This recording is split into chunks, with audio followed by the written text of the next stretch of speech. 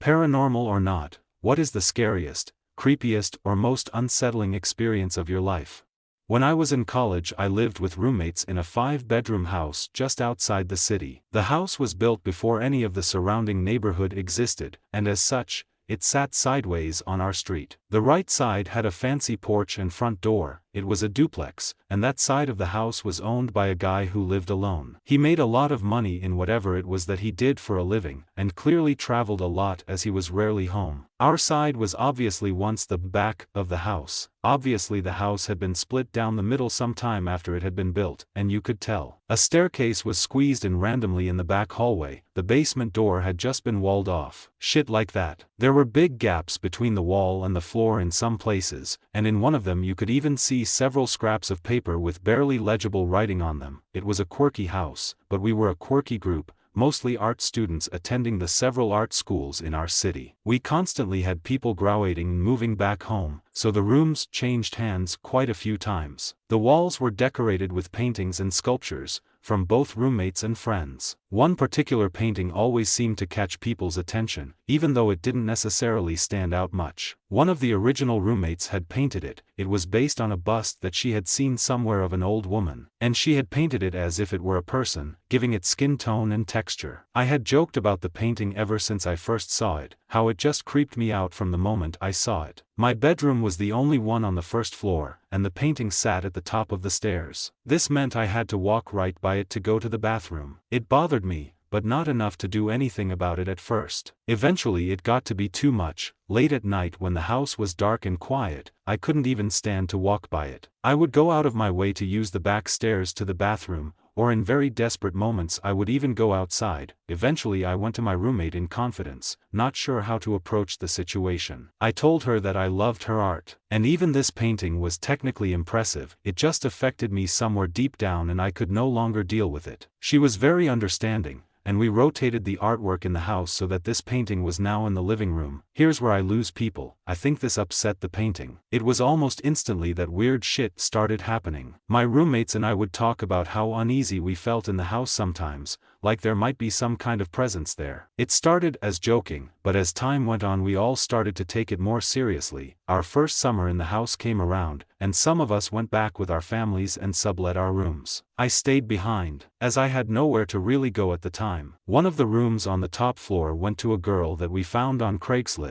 The roommate, M, who contacted her had admittedly never lived for an extended period of time with people that she liked, so she always sublet her rooms this way. The subletter, K, was odd from the get-go. I met her one night when I came home from work. She was just hanging out in the living room with M, talking about whatever. M had an exasperated look on her face and asked me if I would go to the store with her. K came along with us, tried to get some ice cream but couldn't pay, so I paid for her. We walked back to the house and K decided to head home, got on her bike, and left. M breathed a huge sigh of relief, and then told me that K had only come by for a quick tour, but stayed for 8 hours. She just wouldn't take the hint to leave, and since she didn't technically live there, M hadn't wanted to leave her alone, so she's awkward, I thought, and breezed it off. K came back about a week later to give us a check, and stayed for 6 hours this time. Again, no one was really sure what to do. A few weeks after that, Kay moved in. She kept to herself mostly, but all of our interactions with her were batshit insane. She carried around a blonde wig at all times. I never saw her wear it, she just always had it. She insisted on keeping a mini fridge in the bathroom for her cooking ingredients, claiming that the fridge in the kitchen overwhelmed her. She had a hammock that she strung up on the side of the house and would sleep out there more often than inside. All of her possessions were in a trunk that sat in the living room, and I eventually caught her trying to coax out a mouse that had been living in this trunk. She often came home with different guys who worked at the shops and restaurants right there in the neighborhood. One time I came home to see her sprawled out asleep on the porch in front of the door, her wig tightly in hand. When I got curious one day and looked in the fridge and found a bag of dead cicadas. And wouldn't you know it, she was obsessed with this painting. She would talk about it all the time. So she was weird, overbearingly weird. It came together a little bit for me when I found a pill bottle of hers, now being used for spices, and being the nosy prick that I am,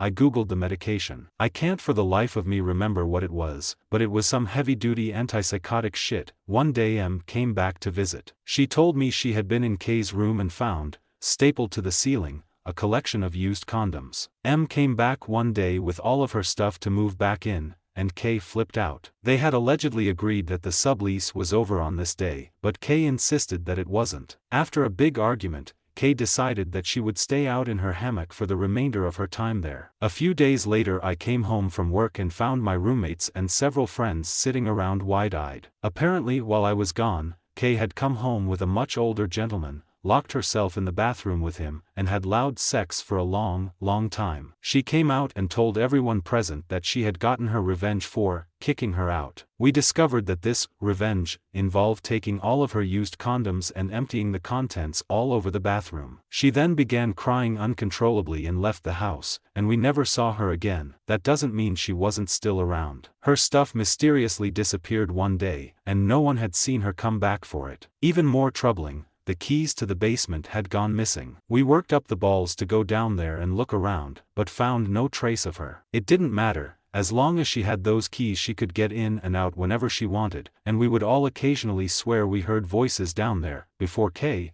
the house was a little creepy. After K, the house became downright disturbing, and all of it centered around this painting. One night I was in the living room with a few friends, smoking joints and what have you. No one else was home. I was telling them about K, and about how creepy the house was in general. As soon as I got to the part about the painting, almost on cue, the painting flew off the wall. It didn't fall, it flew, and landed all the way across the room. We looked at each other shocked, and booked it out of there and down the street. We walked around for a bit, but it was my house and I eventually had to go back. Another time, again while no one was home and again involving weed, a friend and I left a fresh bowl packed and ready to go on the coffee table while we stepped outside to do something else. We returned minutes later to find the bowl smoked to completion. On multiple occasions I walked into the living room to find the painting upside down. I would get furious about this, thinking my roommates were fucking with me, but with how angry I was and how I talked to them about it, I could see it in their eyes that nobody was responsible. Our neighbors had a cat who would just waltz into our house like he owned it, and we thought it was kind of funny so we would let him. He was a good cat, so it wasn't really a problem. One night I was walking through the living room with the lights off, and I heard the cat make a noise. I didn't know he was in the house, and we didn't keep food around so I wanted to let him out. I turned on the light and looked over in the corner where I heard the noise. The goddamn painting was sitting there, leaning against the wall. That was the last fucking straw and I insisted that my roommate bring it back to her studio. All at once, everything stopped. No more unsettling feelings in the house. No more voices in the basement, nothing. What I learned from this experience is this: no one, obviously, wants to live out a horror movie. At least when you're in your own horror movie, you eventually get some kind of explanation for the haunting or whatever is going down. What's even more terrifying is being the roommate in the horror movie. I never had any explanation. What the fuck was up with K? What's the deal with the painting? I don't know, and at this point, 2 years later, I don't give a shit. Thanks for being here. If you enjoy this video, feel free to give it a thumbs up and share it. And don't forget to subscribe so you don't miss the next one. Take care.